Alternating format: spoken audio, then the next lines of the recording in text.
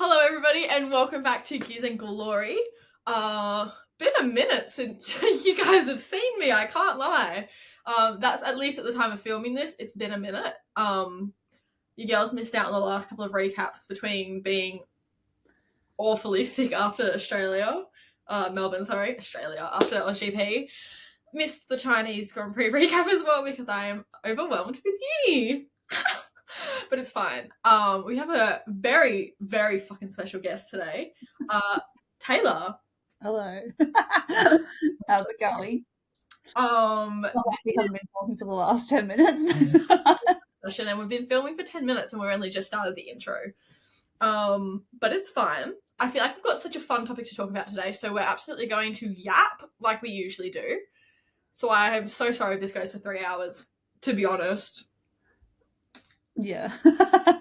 I've had to forewarn Tayla, like I warn every person that guests on this show, that we are not professional. This is not this is not a professional fun podcast. It's fun, and that's all it is. So this is going to be interesting, especially with the topic we've got today, because we've decided that a smart thing to do is talk about Red Bull and let's call it the second seat curse that everybody keeps calling it. We love Danny Rick, as you can see. So at the end of the day, I don't think we really think anyone can replace him. But we're just going to talk about every driver and like shabozzle Red Bull has gone through since losing this beautiful man, because they lost him Twice. Don't, that hurts. Oh my goodness. Okay, I don't even know like where we start. We've written like very brief notes so that we know like the direction to go in, but I fear that's not going to help us in this scenario. But let's just honestly get into it. Honestly, if you don't know this man, I feel sorry for you. But if you're like a super new fan and you don't know the whole shabozzle that's happened with that Red Bull second seat, Daniel Ricciardo was their absolute golden boy up until the end of the 2018 season. Yeah. So good old Maxi Taxi came along, and obviously Daniel doesn't want to be second best. So he made the tough decision to leave Red Bull. The right decision? I don't think so. I'm not sure Daniel thinks so now. Let's be so real. But I'm so heavy on that everything happens for a reason. Like, do you know what I mean? Like, well, I feel like for a reason. I feel like Renault was a good vibe for him. Like, yeah, you know what? Improvement. If he stuck it out at Renault, I think like he could have been okay, and I think the Renaults could have been better. Yeah. Like, I feel like he could have helped develop that team. I understand though the knowing your worth though, and chasing someone who's going to actually not chasing, but going with someone who's actually going to believe in your worth and want you. Yeah, you thought Aaron would. I don't want to talk about that. We're not here to talk about Daniel Ricciardo. No. We're here to talk about all of his 17 successes since leaving in 2018. Yeah, Jesus Christ. I actually started writing notes about this, and I thought, oh yeah, there's been a couple drivers, but we're onto our 5th driver to fill his seat in like 6 years? Keeping in mind Checo was in that seat for a very long time. Like 7 years, I think. Or 3 years he was in that seat. So like that's really concerning, those stats. Was he in the seat for that one? Was 2019, 2021, 22, 23, 24. 6 years. Checo? Yeah. Well, he went in 2019, didn't he?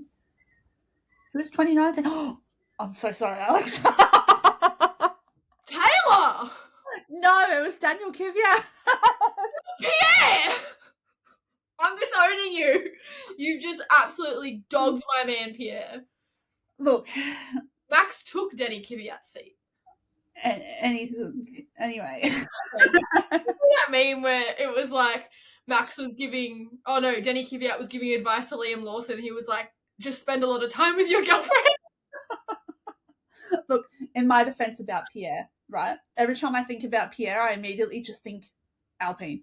Yeah, nowadays, fair. I think Toro Rosso, like, I know he was like at AlphaTauri for a stint, but Toro Rosso.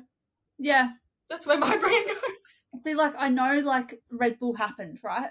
Yeah. But it was so short-lived that my head just goes, LP. Yeah, well, if we want to talk about literal stats, Pierre Gasly was in that Red Bull seat for 12 races. The first 12 races of 2019, he was in that Red Bull seat before. Can we block Liam's ears from hearing this? Liam, close your ears. He lasted longer than you. Ouch. Yeah, that was actually insane. And anyway, if you don't know, it was Pierre Gasly who got the drive in 2019, but no, he didn't, because 12 races later, they swapped him and Alex Albon, and Pierre went back to Toro Rosso. Which actually he did better there anyway. He really did. You know what? That man knows how to wrangle a terrible car. I mean, like, he ended up winning, so. Yeah. Right? I think that's why I forgot completely about Red Bull. Yeah, because, like, it was pointless. They did nothing for him. It was just a blip. Yeah. We've all had blips of in the system. Like, it's like when you, like, date somebody really embarrassing and then you just for the rest of your life deny that you ever dated them. Pierre at Red Bull. Yeah, what are you talking about? I don't know what you're talking about. He wasn't dropped. He was actually always at Toro Rosso. Technically. You can't convince me otherwise. When was Kvyat was there before? He was there. Was he still there in 2018, 2019? I don't think so. No, I don't think so either. Was he there before Max was there?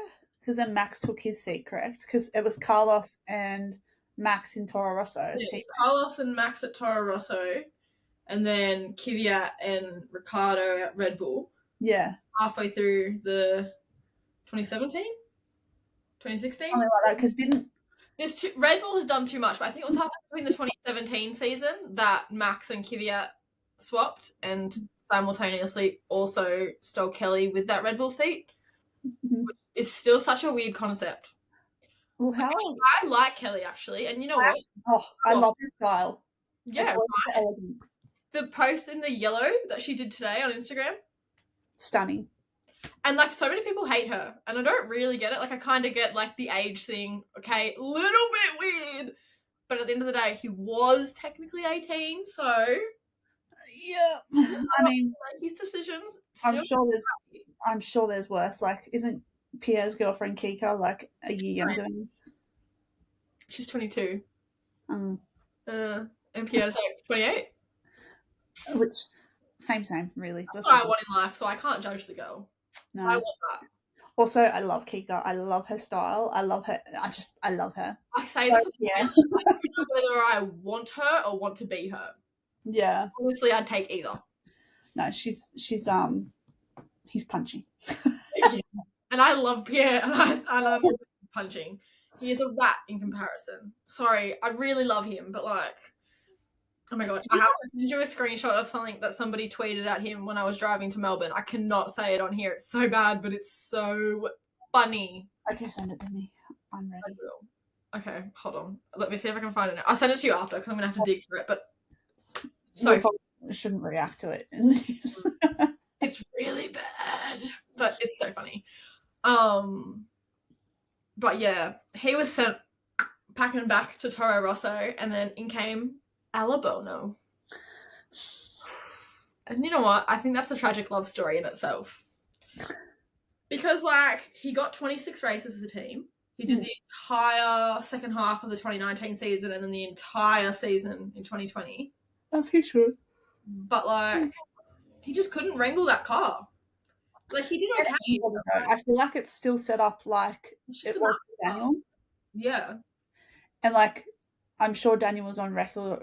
I haven't fact-checked this, so. But I'm sure, like, Daniel found that hard to wrangle it sometimes. Yeah. 100%.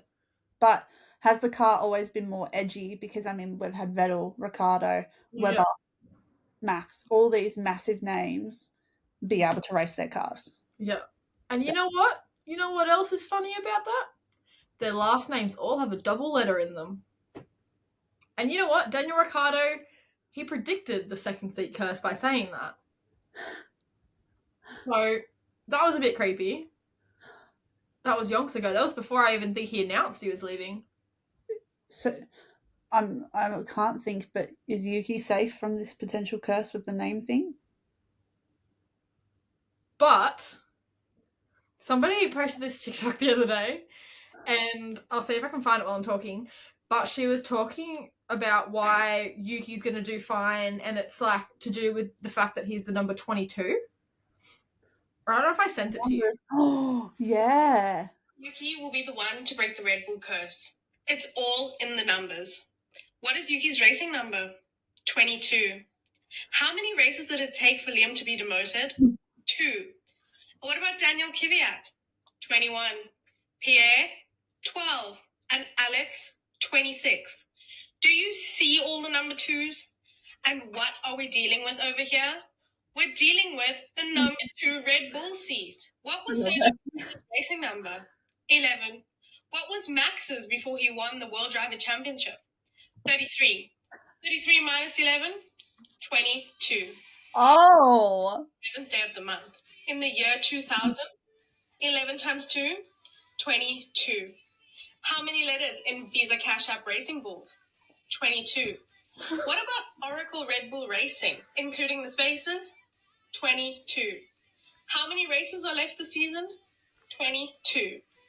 No other Red Bull Junior has lasted more than 22 months without being dropped. Yuki has lasted 4 years. It's been written in the numbers all along. Thanks for coming to my TED Talk. I'm convinced. I'm absolutely convinced. Sorry, I just got a phone call from someone. That's a bit creep. So basically I'm convinced that Yuki is just who we've been waiting for at Red Bull. Sorry, I think it's the hospital ringing me. We're waiting for the original script. Tayla is disease-ridden, in case you weren't aware. We love her. She's past her expiry. Yeah. I'm not lying. Expired goods. It's fine. But goods. She's good. Was so off track. Glory. Yeah, I didn't realise. Oh yeah, the double letters. I'm very big in like spirituality and numbers and things. And it's written in them. Yeah, so I feel like she could be onto something. I'm 100% backing her, because if I just keep believing it, then it's going to come true surely. Should we manifest? Yeah, we're going to have like a manifestation circle. I don't know. That's kind of a little bit like negatory though at the same time, you know? I want to talk about it so it happens, but I also don't want to talk about it because then it won't happen. Yeah. You know what I mean? My more thing is like circle like manifesting, like bad juju. Ooh. You know what I mean? I'm going to do that because we love Yuki.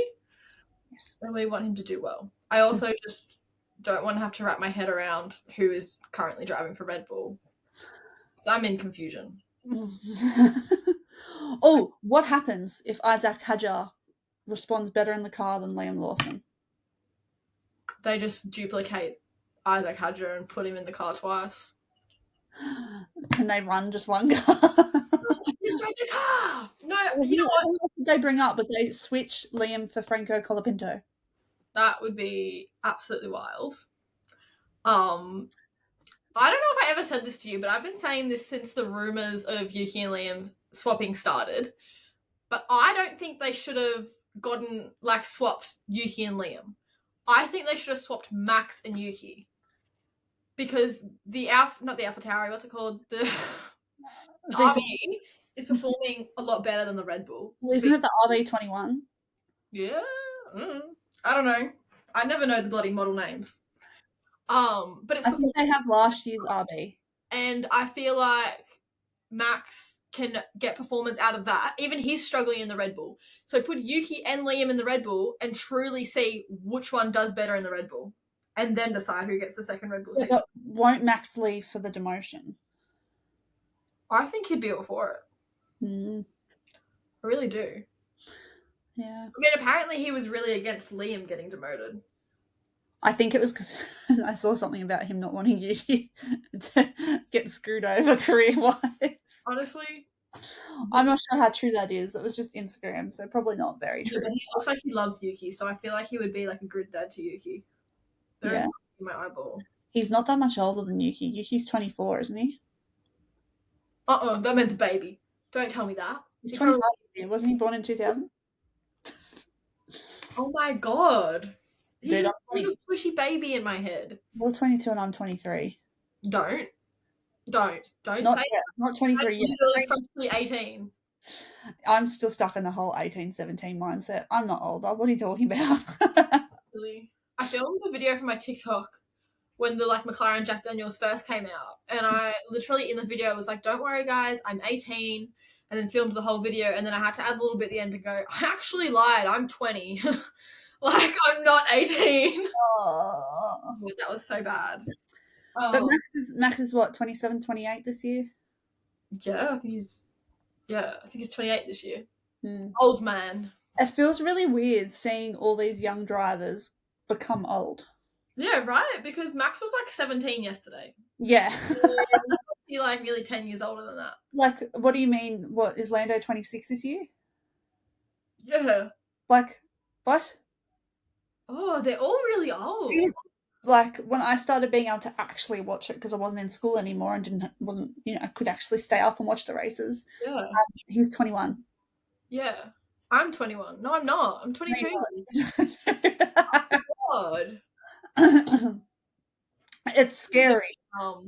My brain really it can't grasp the fact that these drivers are not 20, 21, 22 anymore. They're nearing 30.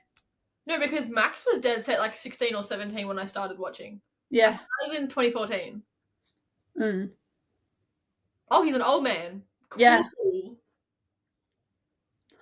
And it's weird seeing younger rookies come through, Ollie Behrman's 18, 19. Yeah. That was really just like Lando, Alex, Charles. Really? Last year. Oh my god. That's where my brain goes. Anyway. And then your age hits that age that they were, and you're like, what? We've surpassed the age. What? We're so old. We're not that old. We could be worse. We could be turning 28. We could be 25, and that's halfway to 50. Hope none of you don't like gagging because that's terrible. Yeah. Oh my god. Well, we've gone so off track again. Sorry, my bad. What were we talking about? Oh yeah, Alex was dropped entire year out of F1 for him. He was in DTM in 2021. Yeah, I remember that. That was absolutely angering because he's such a good little young driver. Yeah. And it was simply the fact that they left it too late in the season to drop him and he didn't have a chance to look for another seat. Yeah, I think I remember it hitting the news platforms and everything, Alex to be dropped, blah blah blah blah blah blah blah, blah. And it was like, oh, where's he gonna go? There's no open seats. Yeah. I can't remember his name. You know what I mean? Yeah. Giovinazzi. Yeah. See? And I can't fucking say it. It's fine. But I remember him as well getting dropped. Have you seen a dude on TikTok that looks like him? No. Okay, I'll find him again and I'll send it to you. What's Geo Man doing now? Is he still racing? He's in WEC. Yeah, okay. I think. Last time I saw he won with Ferrari, no? Ferrari. Is that Le Mans 25? 24? 24. I don't know. One of them. Was it last year he won? Maybe honestly 23 and 24. 22, 23 and 24 have all gone. So I don't know. When did Antonio Giovinazzi win Le Mans with Ferrari? 23, no? Oh! Okay, this is no longer Siri. The rainbow thing? Ew, what is that? Hey. Ew. My phone's just been glowing rainbow randomly. What the hell? Yeah, Apple brought in a new AI thing. I don't like it. Do you know how close I am just to buying a little Nokia from Harvey Norman? I want to see Flip phone. Flip. $60 a little blue Nokia phone. You know why? I don't want social media on my phone anymore. Go away. It's our job, but like. I have a laptop. Yeah, 2023 with Ferrari. So That's like right. he's honestly living lavish. He's doing better. He's doing better than Ferrari. Yeah. Box. Stay out. Why are you doing? All I can think of when I think of poor Charles Leclerc is France in 2022. The radio. And it makes it worse knowing that he didn't realise his radio was on. Out my freaking heart, why don't you? Oh my god. No, but I remember Formula One announcements I remember seeing, because I was like a baby back then. I wasn't allowed social media. So I was allowed Twitter purely to keep in contact with what was happening in motorsport. Yeah. Like with supercars, Formula One. So I remember seeing that Daniel Ricciardo was going to Renault. And I was like, okay. Kind of like, obviously with time zone differences. I don't even remember if it was actually on our TV stuff back then.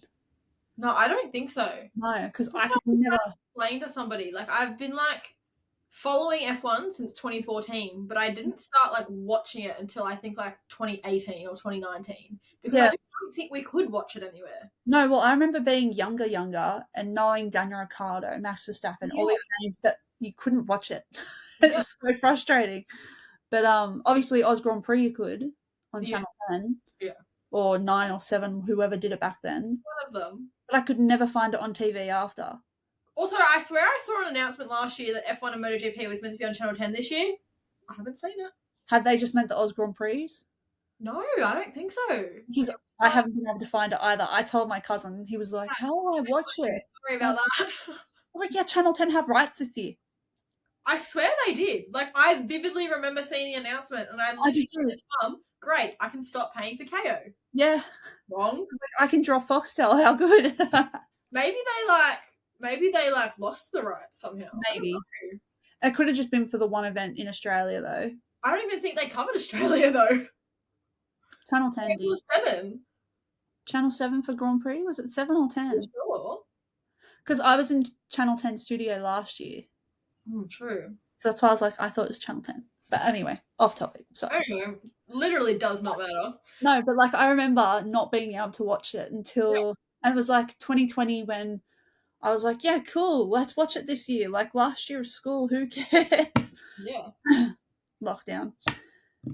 And that's when e-racing hit and Max Verstappen came on the supercars e-racing sports. Yeah. And I was like, cool. And all the drivers did their own Twitch streams, both in supercars and Formula One. Twitch Quartet was like peak COVID years. Yeah. That's times I miss COVID. I don't. So being scared you were going to die the whole time is not really fun. Yeah. Yeah. But no, like, those were the days, but also like couldn't watch F1 anywhere. So were they? Yeah. Also, I keep seeing people bringing down Liam Lawson. We're just going to skip ahead to Liam Lawson for a second because I keep seeing people being like, I can't stand Liam Lawson. Anytime I look at him, I'm just going to remember that his favourite race was Abu Dhabi 2021. Why is that a problem? That was a good race. Yeah. It was so exhilarating. Yeah. 2021 was probably the most exciting season we have had. Yeah. Rhoda? Oh, please. 2021 was the most exciting season we've had in yonks. Yeah. Ever. And so I feel like start of 22, I was like, oh, this might be good still. Like Charles Leclerc, Max Verstappen, and then all of a sudden, Ferrari, what? What? Like, and then I lost all faith in everything.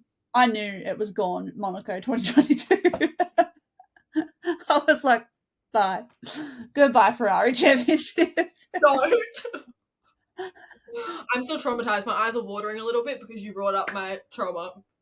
So Ferrari has actually ruined me. And it's really funny because everyone like thinks I'm like a number one like Ferrari fan because like I am so like hurt and traumatized by Ferrari. Mm-hmm. At heart, I'm an Alpine girly, especially now that people I don't like aren't there. I won't name names. If you know, you know. I have valid reasoning. I don't want to talk about it. But like, I've established in my head that Alpine has no hope. So I kind of need another team to follow that, might. And why I chose Ferrari thinking that they might have hope, I don't know, because they don't. Do you like pain? I like pain. I like putting myself through this. I'm a McLaren girl for sure. But like Red Bull as well. But like I'm a closeted Ferrari fan because you know how like I'm a little bit of a closeted McLaren fan these days because I feel like as soon as you're a female and you're like, I love McLaren, you only like it because you think Lando Norris is hot. Yep. Lando is one of my favourite drivers because I think he's very capable and talented as a racing driver. Also, their helmets are on 95% of the time. Oh, sure, yeah. Those helmets. This is fine. Woo! That's actually so funny you say that because I was literally speaking to one of the drivers I worked with last year and I was speaking to them a couple of weeks ago. And when I actually told him that I was actually an Alpine fan first and foremost, he goes, "Oh, you're not just on like a bandwagon?" And I'm like, why do we just automatically assume? Like, it's a valid thought. I get it because unfortunately there are some girls that are, and boys honestly, that are just jumping onto like Red Bull, McLaren, Mercedes, Ferrari as like a bandwagon because they think it's cool and they just want to seem cool for liking like a top team sort of thing. So I get why you'd question that. Like the fact that people have to question that is insane to me. Well, I remember like I did support Ferrari as number one. It's not like a bandwagon thing. They're freaking historic. Are you kidding me? Yeah, well, when I said to my cousin, I was like, yeah, I follow McLaren. Like, Lando's one of my favourite drivers. He goes, oh, yeah, that'd be right. I was like, what does that mean? And if he listens to this, you're a Lewis Hamilton fan. Who says you're not doing the same thing? But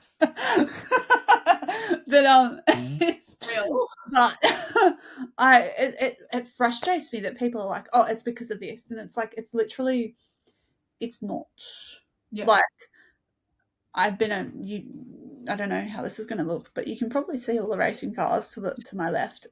So, and anyone that knows me in person knows that it's been a thing for a very long time. So, like I was told growing up from a friend's mum, you're only into it because you want the boys' attention.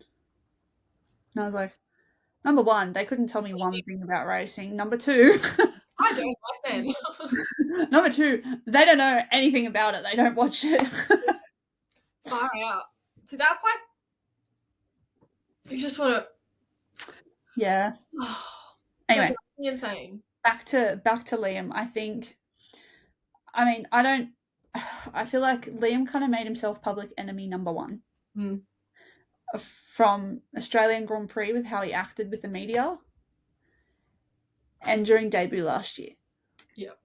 The middle finger on debut. It didn't work well.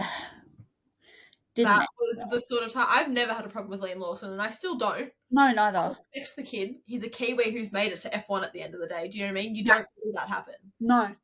But I didn't lose necessarily respect, but I definitely was like, okay, come on, like, you're really not making us look good. Not that we're Kiwi, but like we tend to get lumped into one with Kiwis. Do you know what I mean? So I'm like, this really isn't a great look. Say that to him though. I won't. I saw the videos from Australia. He was having a go. It's kind of like Charles not being French and the France national anthem playing. But then Arthur going, yeah, I'm French. I'm French. Another story for another time. But what really lost me is that the ego he came into Red Bull with, huge. And like at the same time, I'm like, good on you. You've kind of got to really back yourself going into such a big scene, your first full-time drive. Not only that, with how cutthroat Red Bull are, I mean, there's a helmet, there's Christian, Max, you're surrounded by massive egos. And to survive, I feel like you have to not necessarily become one, but you have to have a strong backbone. You have to know your worth and you have to go, I'm good. Yeah, definitely to an extent. It's really like frustrated me. The fact that he's come in with like not even just that strong backbone, but like the big ego on him. Yeah. And people are like, they're defending it by being like, well, that's how Max Verstappen was when he came into F1. Yes. But Max Verstappen was a child and be very talented. Yeah. Very. Like, that's not like a generational thing. That's like once in a lifetime. And the other person who I've noticed who's kind of similar is Kimi Antonelli. Yeah. Not as bad, but I think the right to be cocky at that age when you're that good, granted. Like, if you're that good of a driver, you're that good in your capabilities, your talent, your skill, reaction time. Yeah. Look at the speed. I think there's only been a handful of drivers that we've seen come through that actually have that raw talent that is brand new, and they still have a massive long career to actually finesse it. Lewis was one. Lewis, Max, Charles. Lando kind of grew into it. He didn't necessarily start with it. Unpopular opinion. No, yeah. You know what you think? I'm kidding. I can't even remember who I've just named, so I don't know who else to name. But there's literally been so few people that have had that raw talent. And honestly, I will be surprised if Kimi ever loses a top seat and doesn't win a championship down the line. I don't think it'll be anytime soon unless Mercedes really step up their game, because Lando and Max especially are such big competitors. How long did it take Max to win his first championship? Exactly. He was 24, 25, so 21 to that took him what? 6 years? Yeah. So like, yeah. And like that kind of leads me into my next point with the fact that it's not just about your raw talent, it's about the freaking car. Yeah. And while I think that Liam Lawson isn't necessarily the greatest driver in the world, he's not a bad driver. And he's actually really good. But like, not that he's a rookie. I'm sorry, I don't agree with all the he's a rookie comments. He's had like 11 Grand Prix. He's had as many as Karun Chandok. Not a rookie. Sorry, that's my favourite stat, because Karun Chandok makes me angry with some of the comments he has in commentary. Taylor and I talk about this all the time. It's just. What was I talking about? Oh, 11 races. 11 races. Oh, he's not a rookie. Got it. But yeah, Liam Lawson isn't a rookie. He had plenty of experience, but like in the same sense, he's a rookie within a good car. Yeah. And like, while the Red Bull's really not a good car right now, and it's obviously very top team contained. They're a top team. They have expectations. Yeah. You've been going, I want the seat, I want the seat, I can take the seat, I can do it. Yeah. You've shown in the RB, you can do it. Yeah. So what's not gelling? Yeah. Is it the pressure? It sucks. Or like, is it the pressure? Is it the car? Are you not gelling with the car? But then when he's done testing with this exact model of car at Silverstone, he's good. Last year's car matches Max. Like, I think you don't know what's going on in the background in his own mental health. You don't know what outside pressures are happening. There's going to be so much pressure.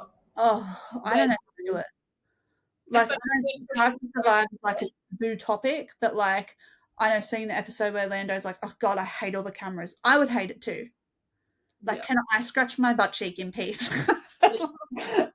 But can I unpick a wedgie without everyone asking me 25 questions? Like all the videos that go around of like Lewis adjusting his suit, like in his and everyone's like sexualizing it and like man, like untuck a ball in peace. Go. You know what? I would be doing the same thing if I was about to get in the car for 2 hours. I'm sure. I'm sure you're wearing a pair of like tight denim shorts or athletic wear. You hop out of the car, you are going to have to unhook a wedgie. It's natural. And everyone's like, let's zoom in on that. Yeah, like, get out. Get out of here. But I think for Liam, I think it's more of a,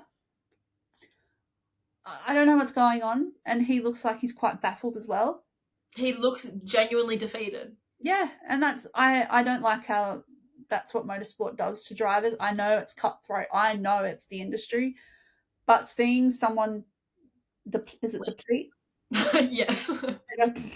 I think it's like, I just think it's sad. It's disheartening. I think it could be discouraging for a lot of people. Yeah. Like, you know, in grassroots, think about, they're like, oh, so if I don't perform, I'm not going to get there. Not necessarily, because look at Kimi Antonelli last year, massive crash every time he had the car. Yeah. But he had the speed. And then that leads me to my other point that I've been like busting to say is the fact that Kimi Antonelli in Mercedes is performing higher than Liam Lawson, who has had 11 Grand Prix prior. And the in a Mercedes top-performing isn't car. great either. What? The Mercedes isn't great either. It hasn't been for a while. Mm-hmm. I'll say it. So, I mean, even Ollie Behrman in a Haas. Yeah. Jack Doohan in an Alpine. Double points. So I think, it's hard because other rookies are performing. Yeah. And it's surprising the main drivers that have been there for a while, like established drivers. They're like I think Alex Albon goes like, what? So I think there's a lot of questions, but I also feel for Liam. I don't think 2 races was enough. By Silverstone, same kind of like performance. All right, fair. I also think it's probably a good thing for Liam Lawson because while this car is so difficult, get yourself out of there. Don't ruin your career before it starts. Because I saw Britt post something on LinkedIn about how like 2 things could be true at once, and you can be happy for Yuki and sad for Liam. But like on the other side, you should also probably be sad for Yuki and happy for Liam because Yuki is stepping into a really difficult seat. So like, yes, he's debuting for his dream team at his home race, but he's also stepping into a seat that's been unfillable. No one can retain that seat. And also the car is not great at the moment. Like even Max is like almost struggling. You know what I mean? I have it printed out, remember? I had it printed. We should have listened to Toto. We should have listened to Checo. Checo's been saying the car was terrible for years, and we're just like, no, it's not. Look at Max go. I think Max is a whole different breed. You could give him a tractor Alpine right now, he'd probably be winning. Yeah, like, but I think, I don't know. I think again, if he was given till Silverstone and still had the same performance, then that decision would have been justified. Fair enough. Okay, he's not performing. Yeah, he's not working. Let's trial a different driver. If that's the case, we need to change the car. Yeah, exactly. But again, I'm not a team principal. I'm not an engineer. No. Maybe we should figure this out. Yeah. No, I think it's such a tricky situation. Like, is it a candy cane? Yeah, it's a lollipop. I was like, a candy cane? Where did you find that this time of year?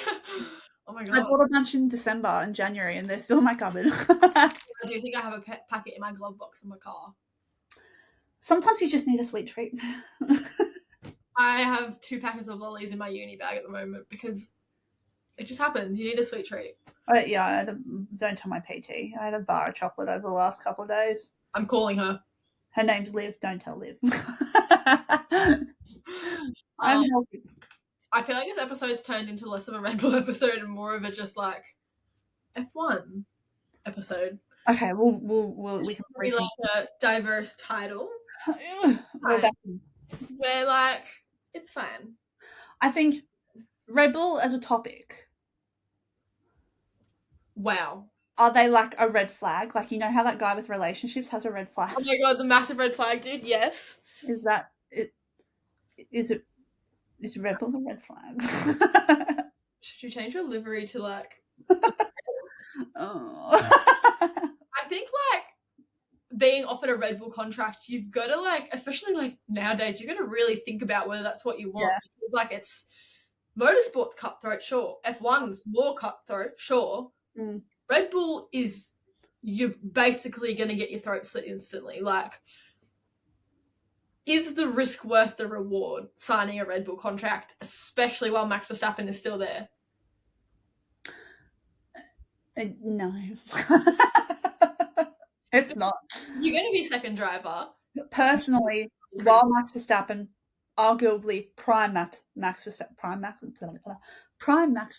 arguably is on top at the moment, has been for 4 years. Do you have a death wish? Yeah. Signing that second car contract, because you will never be number one. If I was offered that contract or my son was, I would not be letting either of us sign it. Put it that way. Well, look at Seb Vettel.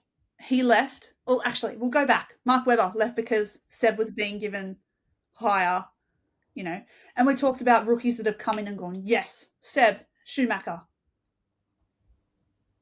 I want to say Ayrton as well, let's be real. But like... He might have been a bad person, but he was a good driver. Nikki Lauda.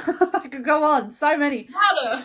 But, like, I think, yeah, I mean, James Hunt, Alan Prost, like, all these drivers got in and were good Yeah. immediately. And then you look at Red Bull, and I feel like they're quite still in that era of Ayrton Senna, of Yeah. how they, That's what they expect. driver, that's our expectation. You're not here, bye. Yeah. So I think they're a little bit toxic, but I know they're hungry for reward. Yeah. And I mean, they've shown that they get it. Yeah, they get it. They've always been fast. You look back at when it was Mark Webber and Seb. Multi 21 Seb. Didn't Webber leave because Seb was given more priority? Was a devil. Daniel came in. That's the thing, like, these newer Age of F1 fans are all like, oh, I love Sebastian Vettel, he's such a sweetheart, save the earth. That man's a terrorizer! Like, I love him regardless, but if I was around that fucking, like, 2012 Seb, couldn't have done it. Could not have done it. That man was scary. Hats off to Webber. He was a menace. Say Mark Webber, I wasn't gonna. Mark Webber. Yeah. No, so many people are going to go, oh my gosh, the Australians saying no and Webber. No, Webber. Honestly, I'll put into down my like habit of really like saying no. I actually, the moment that like the Aussie accent clicked in my mind, because like obviously we don't hear we've got an accent, we don't think we've got an accent. I never used to watch like Grill the Grid or anything, and in like 18 or 19, whenever it like started to get a bit better, I watched a couple episodes, and hearing Daniel Ricciardo like speak for a long time with these all drivers, I was like, I hear why they're mocking us. Yeah. We sound like that. Oh my god, we sound like yobbos. It was the one where they had to order the heights of the grid. Mm. That was when I was like, we do sound like that. Well, Lando Norris has had a great spurt. I'm still debating to this day that he lied. I don't know though, because 2024 he walked past and he was actually a lot taller than I thought he was. For reference, for everybody listening, I'm almost 6 foot tall. She's a giant. She's basically 7 foot. Mm-hmm. But like, short than the others. He wasn't that much shorter.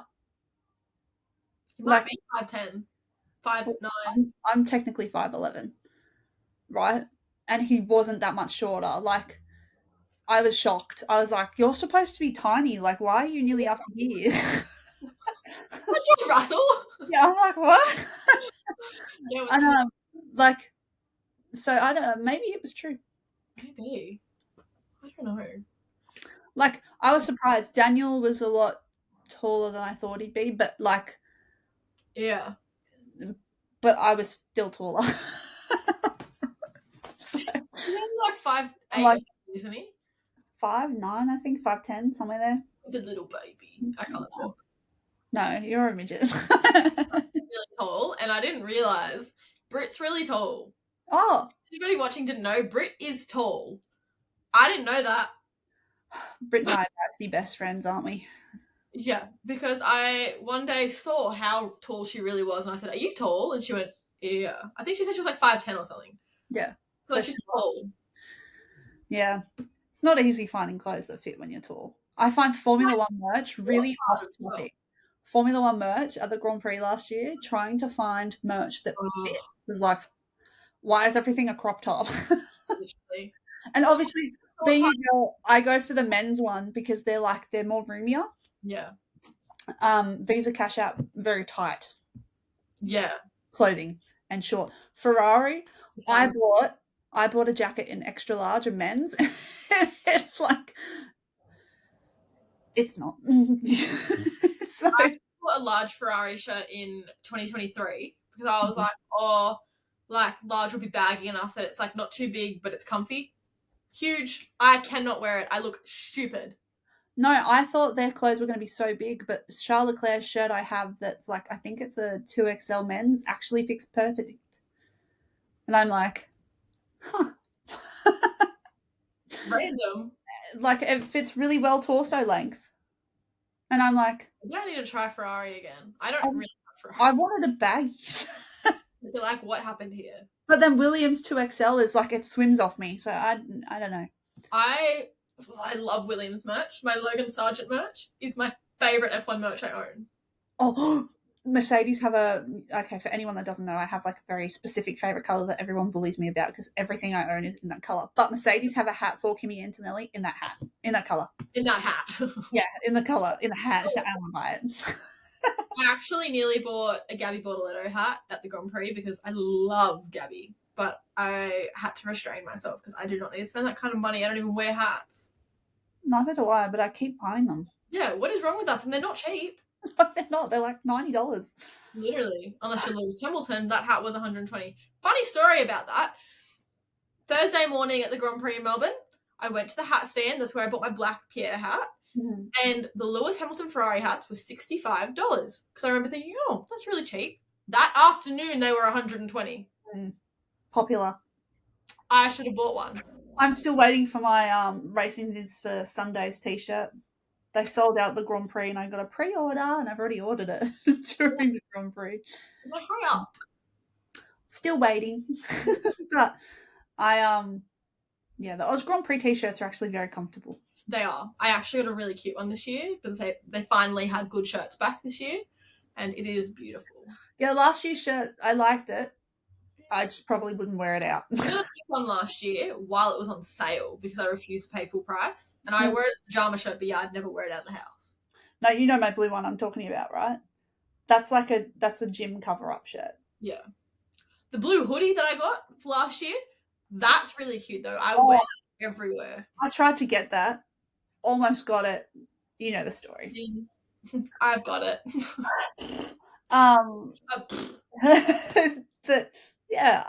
Sorry, off topic. I feel like that basically summarizes Red Bull though. I don't really know what more we can say. Red Bull. What are your notes? Let me read very quickly. Unreliable. Have we missed anything?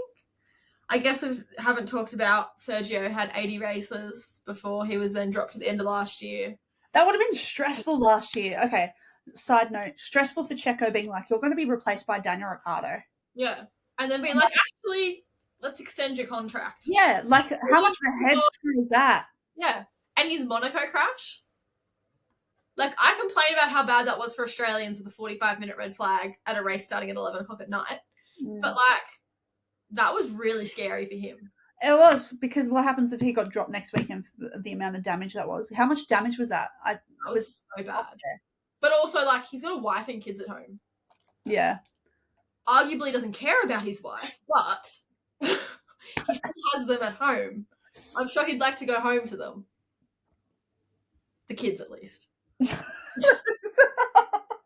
I'm still angry about the cheating saga in Monaco, if you can't tell. I mean, was it real, though? I don't know. But, like, he didn't really deny it too hard, did he? Look, I still think of Checo's interview resurfacing. Was it last year or year before from a couple of years ago at Force India? I don't want a female teammate. If I get beaten, they better get back in the kitchen or something like that. I'm like... No. But, I mean, like, we all know I love Daniel Ricciardo. Daniel was also against a female on the grid. So, you know, these men are like, especially like the older blokes, like it sounds so bad, but it's always been a man's sport. So I kind of get where they're coming from. It would be weird to see a girl on the grid unless they truly, truly deserved it. And I'm going to be a bit unpopular here. I don't think there's been too many girls so far that have shown they are capable of F1 level driving. Yeah, I think... and I don't think we should just be promoting a girl just to have a girl in F1. I think they really need to show that they deserve it. I think Abby Pulling should have been given an F3 or F2 seat. Yeah, she's good. Her, even Marta Garcia. Yeah. She was really good too. Honestly, if those two were given like an F3 seat, wouldn't be bad. They could fight their way up. I can picture her. Jamie Chadwick. Yeah. She did so good. I don't know. I feel like she's like past that point now. It sounds so bad, but like... I think it's like when a driver stops racing for a year and they're 18, 19. Like, unfortunately, it's just they're not going to get there anymore. Yeah. Unfortunately. Like, the statistics just show that's not possible. Pardon? It's the way the cookie crumbles. Back to you. Yeah. It's really so bad, especially because we are women, like, trying to, like, make a name for ourselves in motorsport as well. But, like, if you guys watched our interview with Summer Rintoul, like she says, there's no, like, women shouldn't just be given an advantage for the sake of giving a woman an advantage. It should all be even, and a woman should prove that, like, she should be there. Well, you should see the interview with Oscar Piastri that he did. I did see that, actually. Where it's like, it doesn't matter what you are, female, male, as long as you're good and you've earned it, it's yours. Yeah. And I believe that. I think we will have a female Formula One driver eventually. Yeah. Do I think a team like Red Bull would potentially be a risk taker if they continue on this downwards trajectory? Maybe. Yeah, what have they got to lose? Yeah, well, I mean, the most supportive teams we've seen of women in motorsport, Formula One especially, I think have been Mercedes. Yeah.